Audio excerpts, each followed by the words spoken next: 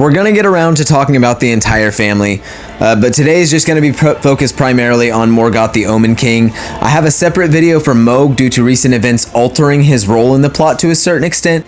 So first things first, let's just start with Morgott, and in case you are wondering why he goes by the name Morgott when we first meet him, this is because he can't outright reveal his royal birth by Queen Marika and Godfrey the First Elden Lord, formerly known as Hoarah. Being an omen in the current age of Elden Ring is considered a curse upon any bloodline, much less for Morgott's bloodline, and this is clearly the cause of his conflicted personality.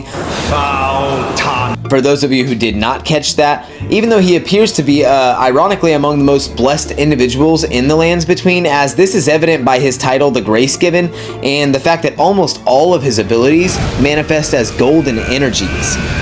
He appears to despise himself though still, and he considers his omen blood a shameful taint upon his royal bloodline. And this is the primary reason he conceals his identity and utilizes the Knights Cavalry to aid him across the Lands Between. This is something that we see confirmed in the Knights Cavalry armor set description. So throughout his time being locked away, and presumably for quite a while afterward, he used the Knights Cavalry and his projection magic to move about on the surface while he was locked away in the sewers, and this is just one of many theories, and we will actually jump back to this topic in just a second. Before I go on though, I just want to mention as a side note that as far as the lore is concerned, Morgott is much more powerful than most fans realize he is. His parents and his omen blood make it clear that he is a force to be reckoned with. With that, we will go back to talking about his abilities now in more detail.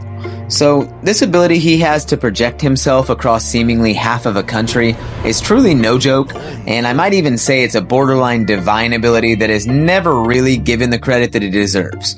Not to worry though, because I'm here to set the record straight. The ability to create illusions of himself and others that can harm and even kill his opponent allows him to effectively exert his power almost anywhere, anytime. The beauty of this is that while his opponents are being assaulted by his illusions, Morgott is safely tucked away elsewhere. And he can also make illusions of weapons, and we even saw him take over the body of a commoner to project himself in a manner similar to his Morgott the Fell Omen illusion, which is fascinating and also reminded me of something that Miquella does to a certain someone in the DLC. We won't get into all that now though. So Morgott likely perfected these illusions to such an extreme extent due to having an actual need to interact with the land above. Unlike his brother Morg, who was a little bit more reserved.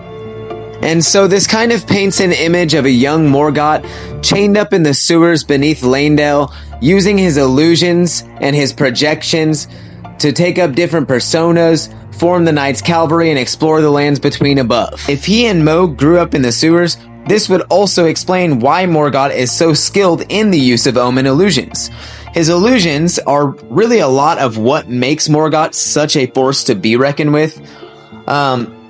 And the fact of the matter is, he could be walking around as an illusion of Godfrey or whoever he really wants to, while his actual body is safely concealed in Leyndell or in the sewers. Many of Morgott's deeds may very well have not even been his physical body doing the deed. The Fell Omen, being the leader of the Knights Cavalry, essentially confirms that he scoured the globe without so much as ever stepping foot outside the capital. And this is something that's truly remarkable to me. We have multiple statements from other well-known YouTubers, and the general consensus is that Morgott successfully repelled Radahn and Godric at certain points in time. And this doesn't automatically mean that Morgott is the strongest demigod or anything like that, because we all know that fortresses were coveted for a good reason. And Leyndell is the ultimate fortress, of course. It's still impressive though that Morgott had a physical encounter with Radahn and not only lived, but appeared to be holding the advantage in that circumstance. Morgott suffers from what I call Pontiff Syndrome, meaning he seems weaker in lore due to endgame bosses being so much more difficult that it gives the false impression that his character is weaker as well, when the reality is that Morgott is very much relative to the other demigods in power. So why do people underestimate Morgott though? Seems to have a lot of miscellaneous abilities as well, like for example, if you recall when we walk up to the gates of Leyndell and that commoner attacks us, you can actually hear Morgott saying that he can see you, smoldering with your meager flame, or something to that effect. And this, coupled with the fact that he makes an illusion right next to where you're standing like 1 second after saying this, essentially confirms that despite being very far away from the Tarnished at the time of saying this, he knew exactly where the Tarnished was. And this goes back to what I was saying about Morgott's power just being completely underestimated. I think the problem is that he's a mid-game boss with godlike lore. And I'm not really here to just power scale Morgott today, I just wanted to discuss his abilities, and that's what we did and that's what we're gonna do. But Morgott does feel separate enough from his family that sometimes it's just easy to forget that his brother is Godwyn the Golden. You know that massive dragon that's dead in the middle of Lanedale that takes up like half the city? Yeah, Morgott's brother is the one that killed that dragon, and that dragon is none other than Grandsax, one of the most powerful dragons that ever lived. So this is not just some random omen that lives in the sewers. This is the son of Queen Marika and the first Elden Lord.